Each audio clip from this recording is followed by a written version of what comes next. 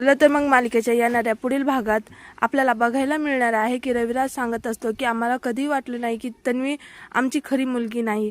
तर सायली त्यांना समजत असते की तुम्ही असा विचार करू नका, तुम्ही आईबाबा म्हणून तुमचं कर्तव्य पार पाडलं, या सगळी प्रियाची चूक आहे आणि तुम्ही विसरू नका की तुम्हाला दुसरी मुलगी सुद्धा आहे. तेव्हा रविराज म्हणतात की खरं तर आम्हाला एकच मुलगी आहे, ती म्हणजे सायली.